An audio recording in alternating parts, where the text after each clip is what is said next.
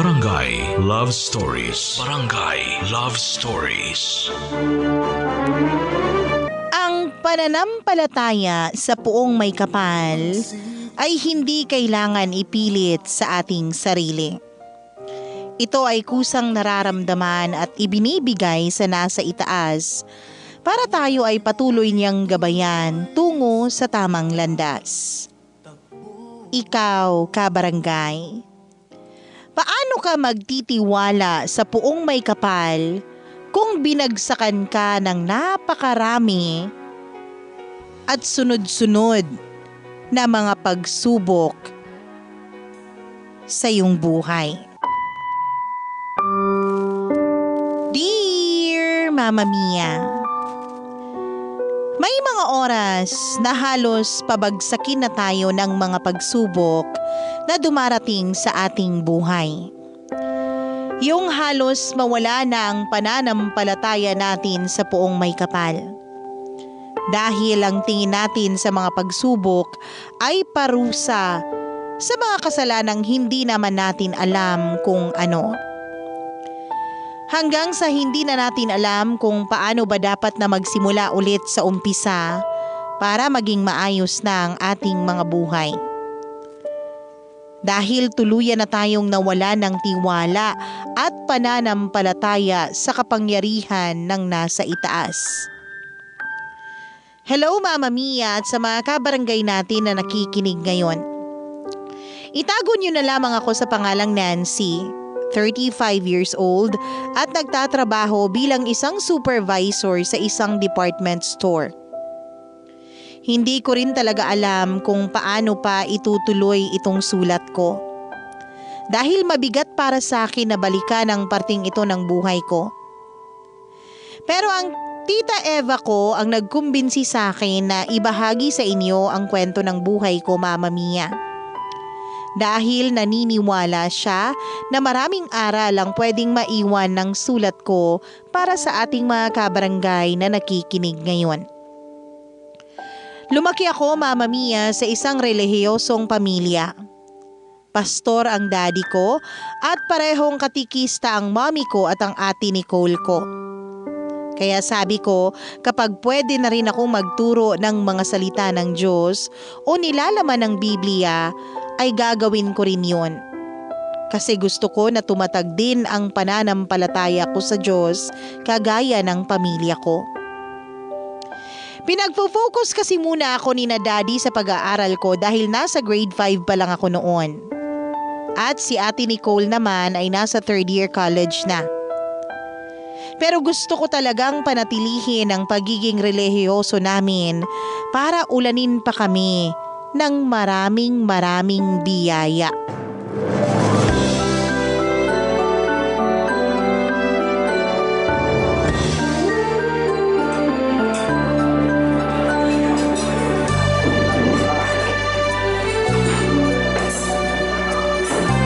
Ang tagal naman ni Mami sa banyo. Masyado yata siyang nagpapaganda para sa'yo, Daddy. Hindi na kailangan gawin ng mami mo yon. Kasi palagi naman siya maganda sa paningin ko. Daddy, kukuha na ako ng pizza kasi nagugutom na po ako eh. Sige lang, Nancy. Nakapagdasal naman na tayo kanina bago pumunta ng restroom ang mami mo. Thank you po, Daddy. Ang sarap po talaga nitong Hawaiian flavor na pizza. Mas masarap ang pepperoni pizza ko dyan. Hindi, mas masarap tong sa akin. Tingnan mo nga mas maraming toppings ang pizza ko kesa sa'yo. Hala, oo nga. Bakit ganun? Ang daya naman. Oh, baka magkapikunan pa kayong dalawa ng dahil lang sa pizza, ha? Pinibiro ko lang naman po si Nancy. Kumusta pala yung pinuntahan nyo na dalawang elementary school kanina para mag-Bible study? Kumusta mga estudyante doon? Okay naman po, Daddy. Masaya naman kasi halos lahat ng mga batang nakasama namin nag-e-enjoy sa pakikinig sa amin ni Mommy. Medyo malayo ang dalawang school na yun. Hindi ba kayo napagod sa biyahe?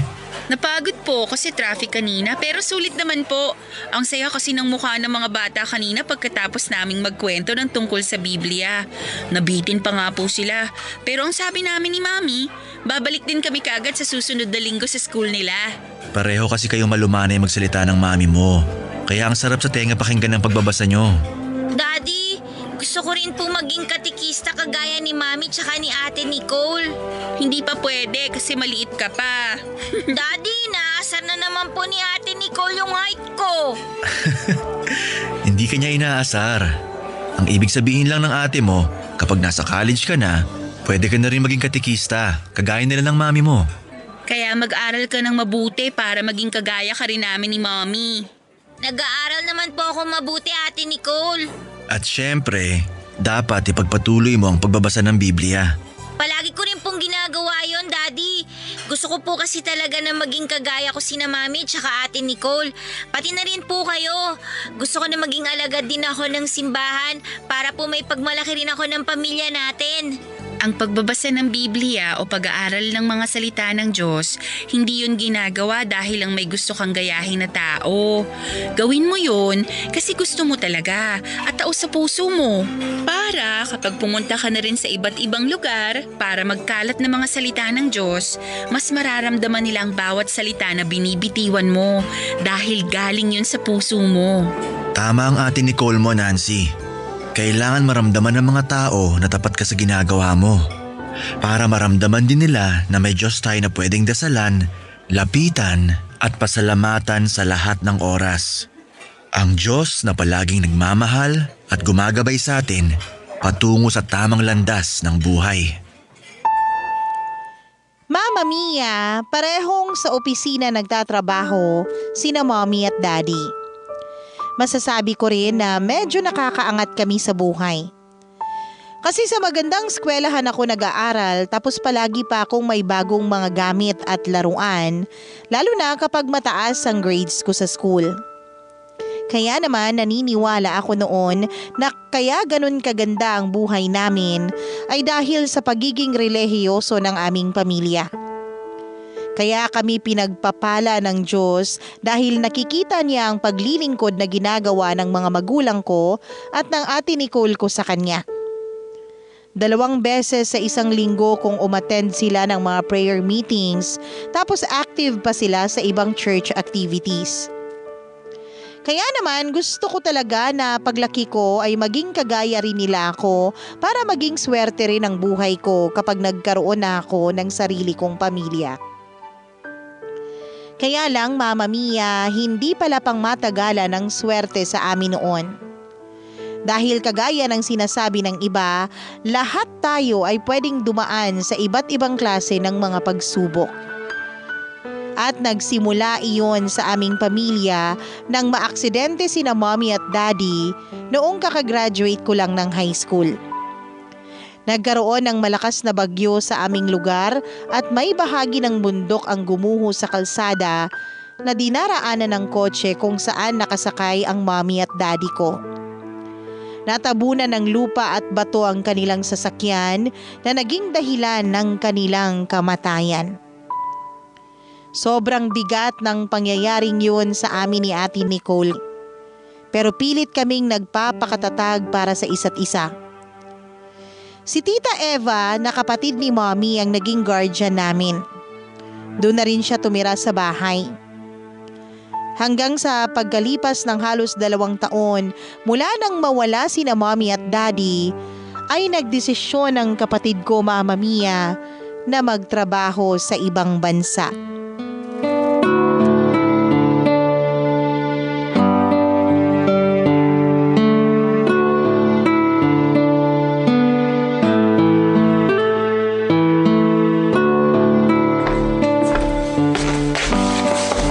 Nancy, abot mo sa ate mo tong balabal. Baka kailanganin niyang dalin to. Kayo na lang po, Tita Eva. Ikaw na, kasi pupunta pa ako ng botika. Bibili ako ng gamot ko sa sipon. Eh di mamaya nyo na lang po iabot sa kanya yan. Nancy, ikaw na mag-abot nito. Alam ko kasi na kailangan yung mag-usap ng ate mo. Wala naman po kaming dapat na pag-usapan. Wala? Talaga? Kaya ba buong araw ka na lang nakaupo dyan sa sofa, nakatutok sa TV, kahit na hindi ka naman nanonood ng ganyang palabas? Masakit lang po ang puson ko dahil sa menstruation ko. Kaya hindi po ako masyadong kumikilos, tita. Kahit ano pa ang dahilan mo, alam ko naman kung ano ang totoo. Iabot mo na to sa kapatid mo at mag-usap kayo dun sa kwarto niya. Ilang araw na lang aalis na siya. Kaya wag mo nang sayangin ang mga oras na pwede mo pa siyang makasama bago siya magtrabaho sa malayo. O paano? Pupunta na muna ako sa butika ha? Kayo na munang bahala dito sa bahay. Ay, abot na nga tong balabal kay ate.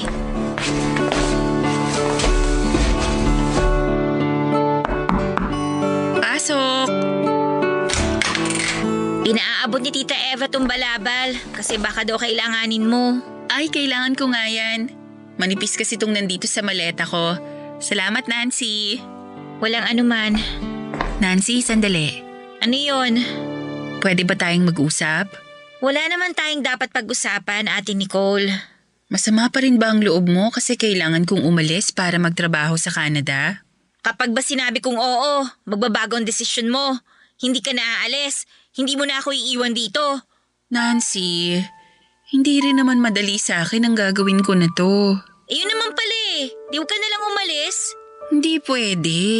Kasi ayokong iasa lahat kay Tita Eva ang mga gastusin para sa pag-aaral mo. Okay naman ang trabaho mo dito sa Pilipinas, ate. Okay nga, pero hindi naman okay ang sinisweldo ko kada buwan. Nasa college ka na at gusto ko na to pa rin ang pangako ko kina mami at daddy na hindi kita pababayaan. Gusto ko rin na matupad mong pangarap mo na makapagtapos, kaya ginagawa ko to. May educational insurance naman ako na natapos hulugan ni na mami, di ba? Pwede na yun. Hindi sapat yun, kasi kailangan ko pa rin bayaran ng mga miscellaneous mo sa university. Eh di hindi na lang ako mag-aaral para hindi ka na umalis. Di naman ako papayag na gawin mo yun. At kung nabubuhay pa si na mami at daddy, alam ko na papayagan din nila ako na magtrabaho sa Canada para makatulong sa kanila. Kasi magiging tulay to para makapagpatuloy at makapagtapos ka sa isang magandang university. Ikaw ang bunso ng pamilya. Kaya gusto namin na pagdating sa'yo, lahat ng the best maibibigay namin. At yun ang ginagawa ko ngayon. Ang pagsasakripisyo sa gagawin ko na to, hindi lang para sa akin o sa'yo, kung hindi para rin kina mami at daddy. Eh bakit kasi kailangan mo pang umalis? Wala na nga si na mami at daddy tapos pati ikaw. Iiwan mo rin ako. Babalik naman ako. Babalik ako para magkasama ulit tayong dalawa. Pangako, kapag bumalik ako, hindi na ulit ako aalis sa tabi mo.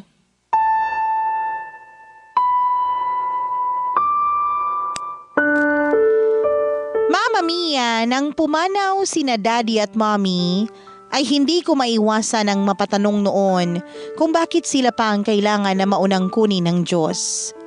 Bakit ang mabubuting tao na kagaya nila ang kailangang mawala at hindi ang masasamang tao na perwisyo lang sa lipunan? Pero sinabi sa akin ni Ate Nicole na dapat ay hindi ako nagtatanong ng ganoon sa Diyos. Hindi ko dapat kinu-question ang aming kapalaran. Totoong mabigat daw ang mga pangyayari sa aming buhay, pero dapat na panatilihin namin na matatag ang aming pananampalataya sa nasa itaas. Mama Mia, si Ate Nicole ang naging sandalan ko sa mga oras na parang hindi ko na kaya ang bigat na aking nararamdaman. Siya ang tagapagpaalala sa akin na hindi ako pwedeng bumitaw. Na nandyan lang siya para sa akin at kailanman ay hindi siya mawawala. Kaya nang magdesisyon siyang magtrabaho sa ibang bansa ay medyo sumama ang loob ko sa kanya. Kaming dalawa na nga lang ang magkasama tapos iiwan pa niya ako. Pinaliwanag niya naman na para rin sa akin ang ginagawa niya na yun. Para mabigyan niya ako ng mas maayos na buhay kagaya ng naibigay ng aming mga magulang. Kaya Mama Mia, tinanggap ko na lang ang desisyon ng kapatid ko na magtrabaho sa ibang bansa bilang nurse. At sa isang pangyayari Mama Mia, muli na namang sinubok ang katatagan ng pananampalataya ko noon. Nakarating sa akin ang balitang pumanaw na ang kapatid ko Mama Mia nang dahil sa aneurysm.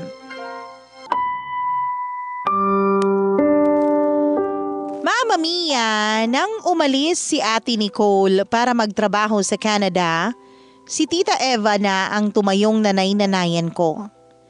Matandang dalaga na siya at walang ibang kasama sa buhay. May sarili siyang negosyo kaya palagi siyang may oras para asikasuhin ako. Kahit papaano ay nakaramdam ako ng pagmamahal ng isang ina mula sa kanya. Tapos palagi ring tumatawag si Ate Nicole sa akin para kamustahin ako at makipagkwentuhan. Kahit nasa malayo siya ay active pa rin siya sa mga online prayer meetings. Kaya malaki ang tiwala ko na babantayan at aalagaan siya ng Diyos kahit malayo siya sa akin. Ang hindi ko lang maintindihan ay kung bakit pati siya ay kailangan na maagang mawala sa mundong ito.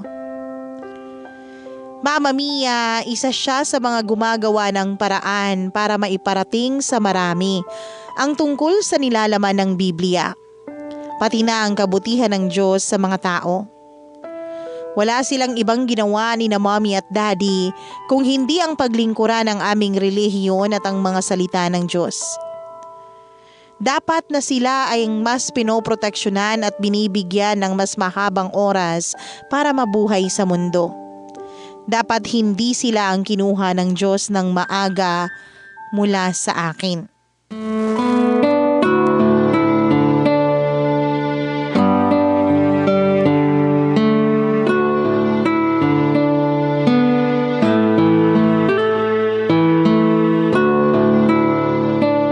Nancy! Nancy, gising na! Mamaya na po, Tita Eva. Maaga pa naman po. Tanghali na. Mataas na ang sikat ng araw kaya bumangon ka na dyan sa kama mo. Pero linggo po ngayon, wala po akong pasok sa school.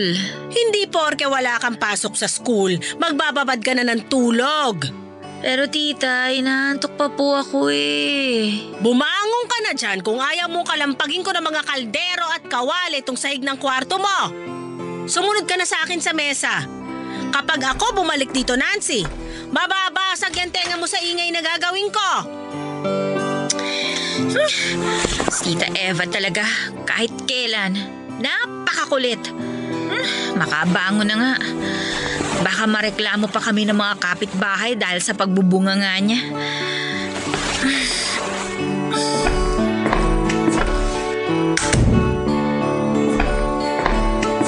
Mabuti naman at lumabas ka na ng kwarto mo. Akala ko kakalampagin pa kita ng mga kaldero at kawali dun eh. Oh, eto na ang kape mo. Salamat po, tita. Mukhang madaling araw ka na nakauwi ah. Hindi ko na namalayan na nasa kwarto ka na pala. Kaya siguro ang hirap mong gisingin. Aba, nakailang balik na yata ako sa kwarto mo para lang gisingin ka eh.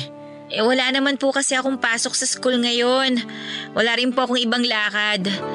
Bakit po ba kailangan gumising ako ng ganito kaaga? Linggo ngayon. Ano naman po kung linggo ngayon, tita? Ano bang madalas na ginagawa natin kapag araw ng linggo? Di ba pumupunta sa simbahan para makinig ng misa? Naku Nancy ha? Hindi porke hinahayaan kitang umalis-alis pag linggo, hahayaan na rin kitang kalimutan ng pagsisimba. Bakit po ba kailangan ko pang magsimba? Ano ba namang klaseng tanong yan? Totoo naman po, tita. Hindi ko na po naiintindihan ngayon ang dahilan kung bakit kailangan ko pang pumunta sa simbahan. Nancy, 1 taon na mula nang mawala ang ate Nicole mo. Hanggang ngayon ba? Sinisisi mo pa rin ang Diyos dahil sa pagkamatay ng kapatid mo? Wala po akong kahit na sinong sinisisi sa pagkamatay ni Ate Nicole. Bakit ganyan ka magsalita tungkol sa pagsisimba? Kasi hindi ko na po nakikita ang kahalagahan ng pagsisimba sa buhay ko, tita. Pakiramdam ko wala rin naman pong magbabago kahit na magsimba pa ako o makinig sa sermon ng pari. Akala ko ba pangarap mo na maging kagaya ng mami at ate Nicole mo na mga katekista? Noon pa po yun. Akala ko kasi kapag naglilingkod sa simbahan o sa Diyos ang isang tao, makakatanggap siya ng pagpapala o biyaya na walang kapantay. Yun naman pala, pwedeng kabaliktaran na mangyari. Sa halip na blessing, kaparusahan ang dumating sa akin kapalit ng paglilingkod na ginagawa nila. Kaya bakit pa ako magsisimba? Nancy! Sige po, tita. Magdidilig lang po ako ng mga halaman natin sa garden. Thank you po sa kape ha. Hindi pa naman po ako nagugutom kaya mamaya na lang po ako kakain. Hindi rin po ako sasama sa pagpunta nyo sa simbahan. Pasensya na po. May iwan na lang po ako dito para maglinis ng buong bahay.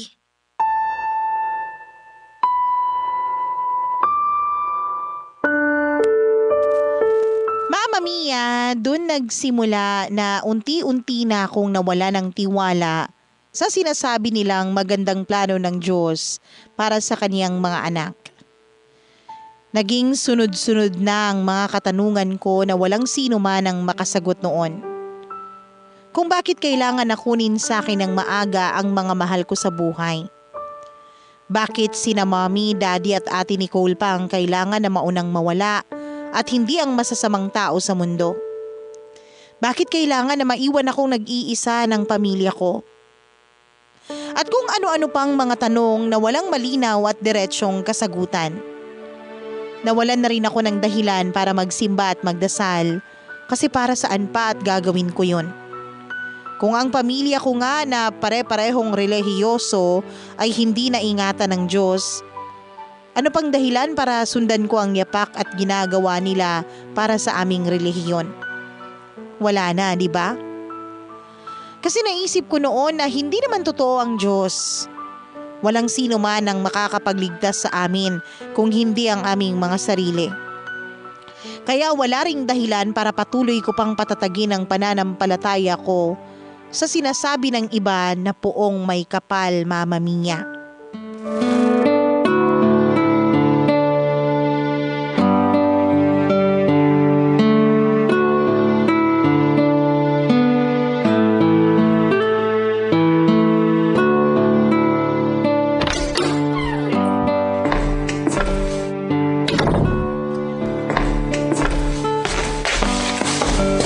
Mano po, tita?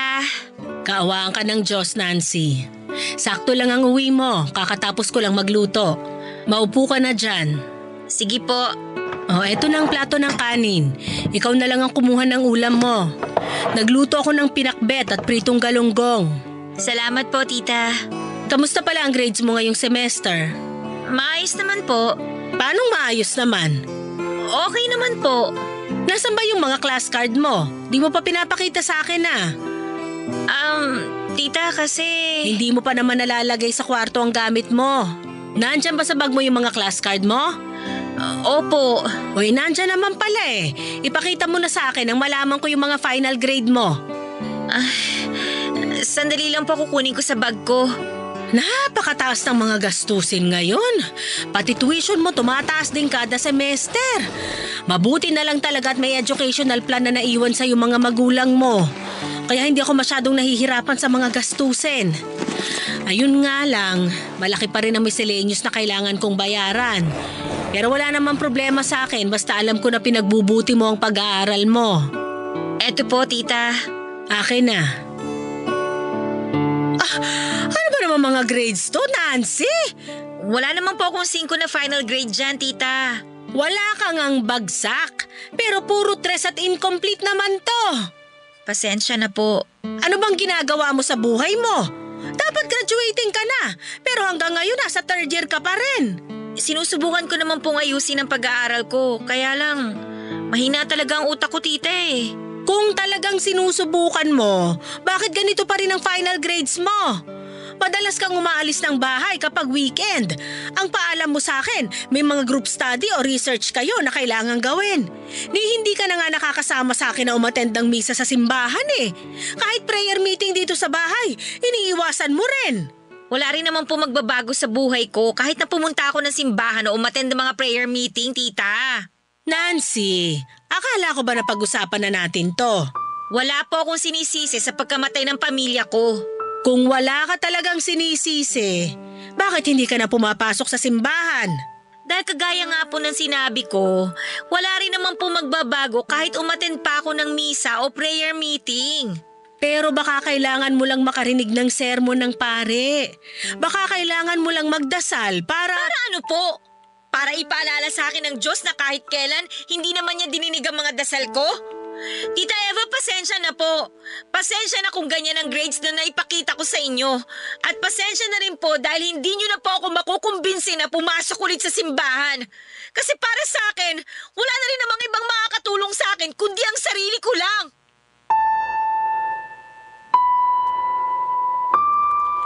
Mama Mia, mula nang mawala si Ate Nicole, ay nawala na rin ako ng gana na ayusin ang buhay ko.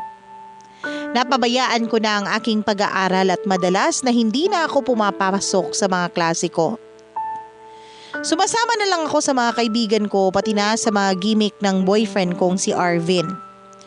In-enjoy ko na lang ang buhay ko kasi alam ko naman na anumang oras noon ay pwede na rin akong mamatay kagaya ng nangyari sa pamilya ko. Kaya naman ginagawa ko na lang ang lahat ng bagay na makakapagpasaya sa akin. Alak, party at pakikipagsiping sa boyfriend ko. Yun ang mga bagay na nagbibigay saya, kulay at sarap sa aking buhay. Hanggang isang gabi, Mama Mia, ay nalasing ako ng sobra at nakagamit din ako ng pinagbabawal na gamot. Pero nasa maayos pa akong pag-iisip noon nang pumasok ang ilang barkada ni Arvin sa kwarto kung saan ako nagpapahinga dahil sa kalasingan at epekto ng droga sa akin. Mama Mia, kitang-kita ko kung paano nagpalitan ng ngiti at kindatan sina Arvin at ang mga barkada niyang lalaki. Hanggang sa sinimulan na nila akong pagsamantalahan, Mama Mia. Pinagsamantalahan ako ng mga barkada ng boyfriend ko habang ang mismong boyfriend ko ay nasa tabi lang at nanonood sa ginagawa ng kaniyang mga barkada. Mama Mia, hindi ko alam kung ano at kung sino ang tatawagin ko nung mga panahon na yon na pinagpapasahan ako ng mga barkada ni Arvin. Mama Mia, pinilit kong manlaban noon pero masyadong marami at malakas ang mga lalaking nagsamantala sa akin. Mga 4 silang bumaboy sa katawan ko. Humingi rin ako ng tulong noon kay Arvin na nakangiti lang kaming pinapanood. Pero hindi niya ako nilapitan. Hindi niya sinagot ang mga pagtawag ko sa pangalan niya. Hanggang sa tuluyan na akong nawala ng malay dahil sa ginagawa nilang kababuyan sa akin. Nang magising ako ay wala na akong kasama sa kwartong yun pero napakabigat ng pakiramdam ko sa aking katawan. Naabutan ko si Arvin na nag-aalmusal at binati niya ako na para bang walang kahit na anong masamang nangyari sa akin. Sinampal ko siya at galit na galit kong sinabi na pagbabayaran niya ang ginawa niya sa akin at ng mga barkada niya. Pero pinagbantaan niya ako, Mama Mia, na papatayin niya ako at ang tita Eva ko kapag ginawa ko raw yun. Marami raw silang kilala na pwedeng gumawa noon sa amin. Sinabi niya rin sa akin na walang maniniwala na pinagsamantalahan ako ng mga barkada niya dahil lulong daw ako sa paggamit ng pinagbabawal na gamot. Mas mapera raw siya sa akin at kaya niyang baliktarin ang kwento na sasabihin ko sa mga pulis. Kaya naman, Mama Mia, pagkatapos ng pakikipag-break ko kay Arvin ay hindi na ulit ako nakipagkita sa kanya. Sinubukan kong ayusin ang pag-aaral ko dahil gusto ko na ring ayusin ang buhay ko. Pero isang araw ay bigla na lang akong dinugo ng malakas at nagpa-check up ako. Sa check up nga, Mama Mia, ay nalaman ko na nakunan na pala ako. Hindi ko man lang alam na nabuntis pala ako dahil sa pagsasamantalang ginawa sa akin ng mga kaibigan ni Arvin. Hindi ko alam kung sino sa kanila ang nakabuntis sa akin. Pero lahat ng yun, Mama Mia, ay patuloy kong kinimkim ng mag-isa at walang ibang nakakaalam kundi ako lang.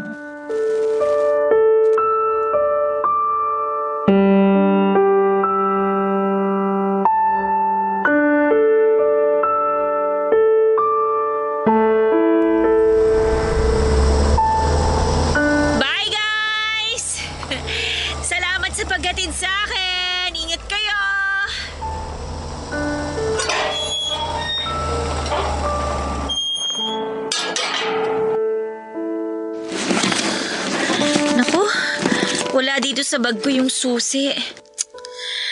Tita! Tita Eva! Pakibukas naman tong pinto. Tita! Tita! Mabuti naman at nakauwi ka na. Ay, tita. Amoy alak at sigarilyo ka pa. Pumasok ka na nga sa loob ng bahay. Saan ka na naman bagaling at inabot ka ng madaling araw sa labas? Diyan lang po sa malapit. Sino mga kasama mo? Mga kaibigan ko po. Mga kaibigan mo na hindi pumapasok sa school? Kaya hindi ka rin pumapasok sa mga klase mo? Yung mga kaibigan bang yon ang kasama mo, Nancy? Tita, inaantok na po ako. Bukas nyo na lang ako sermonan na. Hindi! Kailangan natin mag-usap ngayon! Pero Tita Eva... Ano to? Saan nyo po nakuha ang mga papel na yan? Saan pa ba? Eh di sa kwarto mo! Pumunta ako kanina doon para maglagay ng mga damit sa cabinet mo at nakita ko itong mga papel na nakatago doon. Wala lang po yan, tita. Huwag nyo na lang pong isipin yan. Paano kung hindi papansinin to, Nancy? Medical records tong papel na to. Nakasulat ang pangalan mo dito, oh. At sinasabi dito na nakunan ka nung nakaraang buwan lang. Bakit hindi mo sinabi sa akin ang tungkol dito?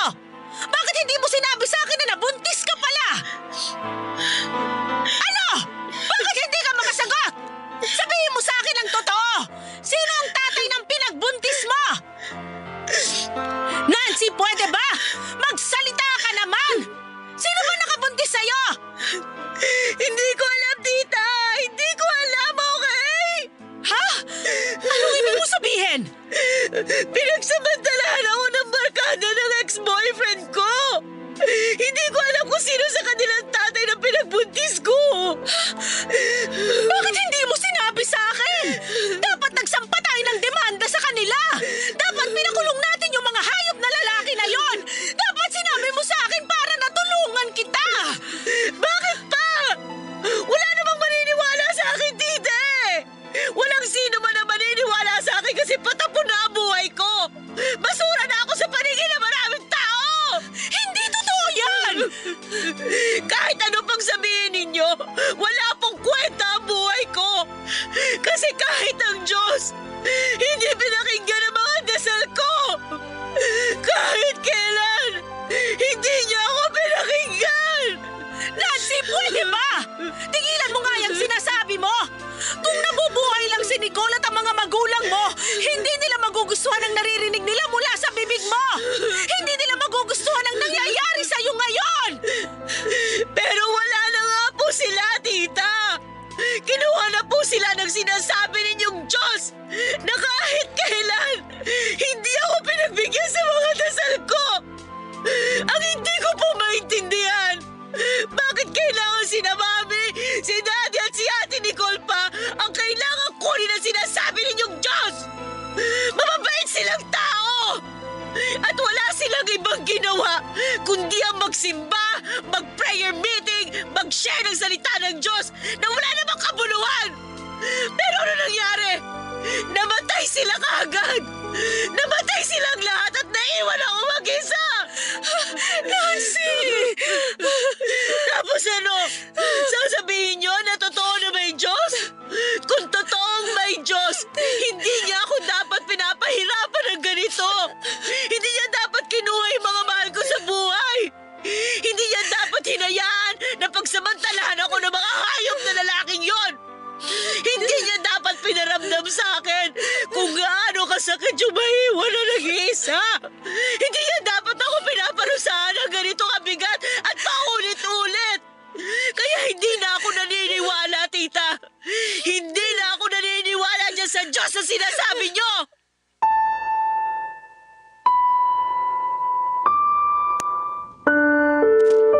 Mama Mia, pakiramdam ko noon ay wala na akong kakampi sa buhay ko. Tapos ang dumi-dumi pa ng tingin ko sa sarili ko. Wala na akong pag-asa pa na muling maayos ang buhay ko dahil tuluyan nang nasira ang lahat. Sinisi ko pa noon ang Diyos sa mga nangyari sa akin. Kung hindi niya maagang kinuha sa akin sina Daddy at Mommy at Ate Nicole, hindi masisira ng ganun ang buhay ko. Kung hindi niya ako hinayaan na magawa ng masama ni na Arvin, baka tumino pa ang buhay ko, Mama Mia. Kung hindi niya ako pinarusahan ng ganun kabigat, Hindi sana magkakandaletse-letse ang lahat sa akin. Hindi ko rin maintindihan kung bakit niya ako kailangang parusahan. Dahil ba hindi ako kagaya ni na Mommy at Ate Nicole na mga katikista? Hindi pa ba sapat ang ginagawa ng pamilya ko na paglilingkod sa simbahan para madamay ako sa blessings na para sa kanila? At bakit parang paulit-ulit na gusto akong pabagsakin ng Diyos kahit nag-iisa na lang ako sa mundong ito? Mama Mia, pagkatapos ng naging pagtatalo namin ni Tita Eva noon ay umalis ako ng bahay namin at ilang araw akong hindi umuwi. Hindi naman kasi ako naiintindihan ni Tita, kaya wala nang dahilan para samahan niya pa ako. Wala nang sino man ang makakaintindi sa bigat na pinagdadaanan ko noon. Kaya naman kagaya ng dati, tumira muna ako sa bahay ng isang kaibigan ko na hindi na rin nag-aaral. Sinamahan niya akong magpakalasing sa buong gabi at araw. Hanggang sa makatanggap ako ng tawag mula sa isang pulis at sinabi niya sa akin na kailangan ko raw pumunta ng ospital dahil nasaksak ang tita ko at malubha ang kanyang kalagayan. Kaagad akong pumunta sa ospital pero hindi kaagad ako pinapasok ng mga nurse sa kwarto kung nasaan si tita. Gulong-gulo ang isip ko hanggang sa dinala ako ng mga paa ko sa may pinto ng chapel ng ospital. Ayoko sanang pumasok sa loob kasi nahihiya ako, Mama Mia. Pakiramdam ko ay wala akong karapatan na magdasal sa Diyos. Wala akong karapatan na humingi ng tulong sa Kanya kasi ako mismo ang naglayo ng sarili ko mula sa Kanya. Hanggang sa bumalik na ako sa kwarto kung nasaan si Tita Eva at sinabi ng doktor na kailangan na lang namin na hintayin siyang magising. Pumayag na rin silang pumasok ako sa loob ng kwarto. At doon, Mama Mia, paulit-ulit ako na nagdarasal para sa kaligtasan ng buhay ng tita ko.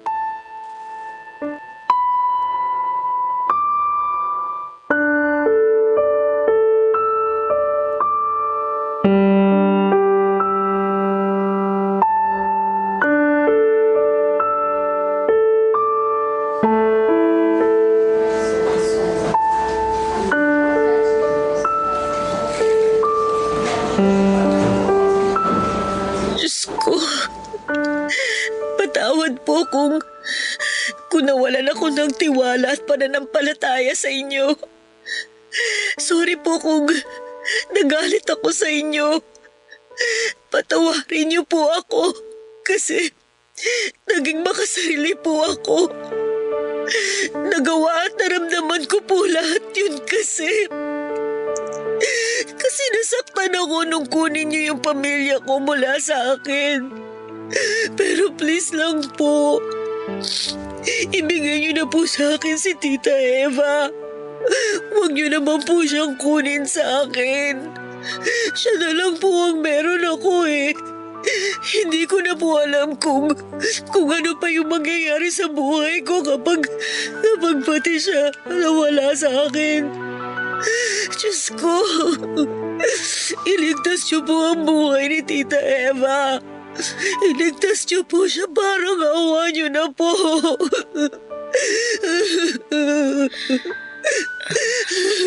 Nancy? Tita Eva, sa wakas gising na po kayo. Bakit ka umiiyak?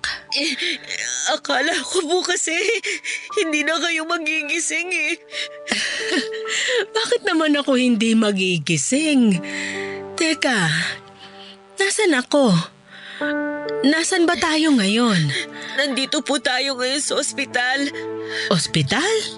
Bakit tayo nandito? Sandali nga, uupo ako.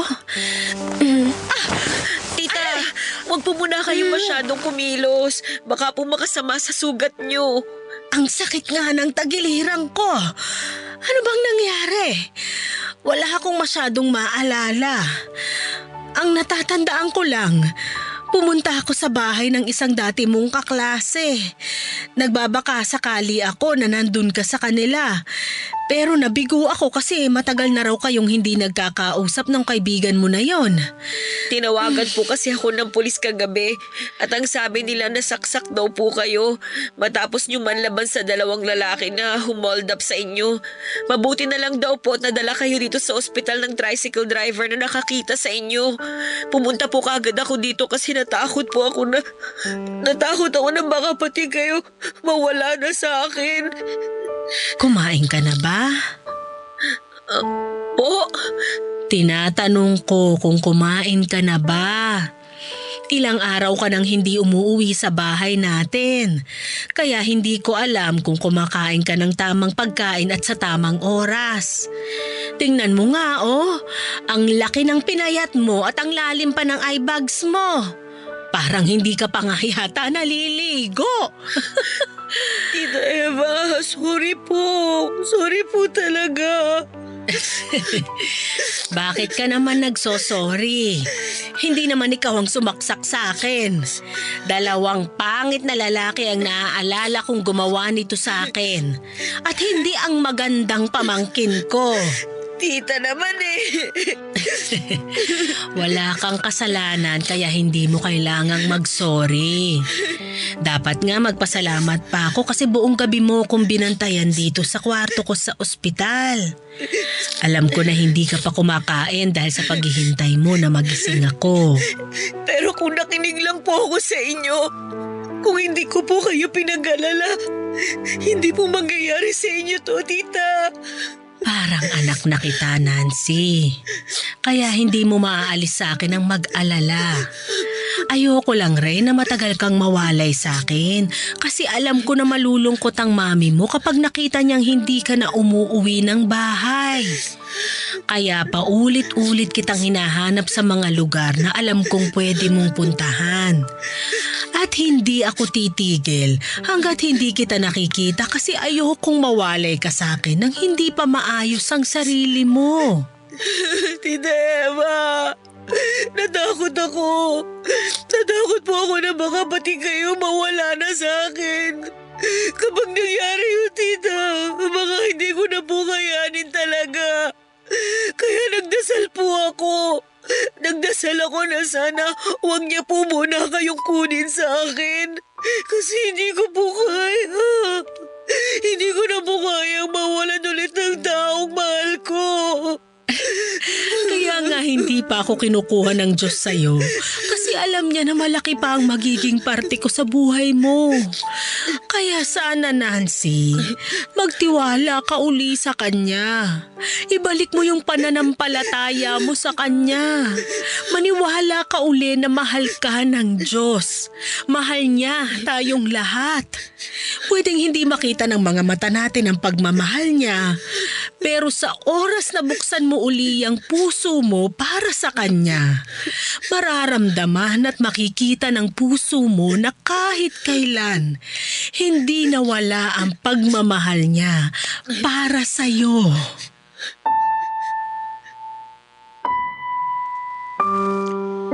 Mama Mia, akala ko ay ayos lang sa akin na mawala si tita dahil hindi niya naman naiintindihan ang pinagdadaanan ko. Walang sino man ang nakakaintindi sa akin. Pare-pareho lang sila ng sinasabi na dapat ay nagdadasal ako. Kaya wala akong ibang kakampi kung hindi ang sarili ko lang. Kasi alam ko na kahit ang Diyos ay itinakwil niya ako bilang anak niya. At wala na akong dasal na papakinggan pa niya. Dahil para sa kanya ay hindi na ako nag-i-exist. Pero nang malaman ko ang nangyari kay Tita Eva, kaagad akong nagsisi, Mama Mia. Doon ko naramdaman na hindi ko kakayanin na mawalan pa ako ng isa na namang pamilya.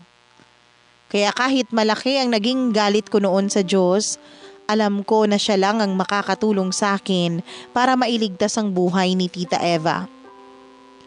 Ayokong magdasal noong una dahil hindi ako naniniwala sa panalangin. Ayokong pumasok sa chapel dahil nawalan na ako ng pananampalataya sa Diyos. Pero binawi ko lahat ng galit ko at pinagsisihan ko ang mga naging kasalanan ko. Bago ako nagpatuloy sa pagdarasal na sana Sana ay iligtas niya ang buhay ni Tita Eva. Mama Mia, sinabi sa akin ni Tita na hinanap niya raw ako sa bahay ng mga kilala niyang kaibigan ko nang hindi na ako umuwi sa bahay namin. Malalim na ang gabi at pauwi na siya nang harangin siya ng dalawang lalaki para hold upin siya at pilit na inaagaw ang bag niya.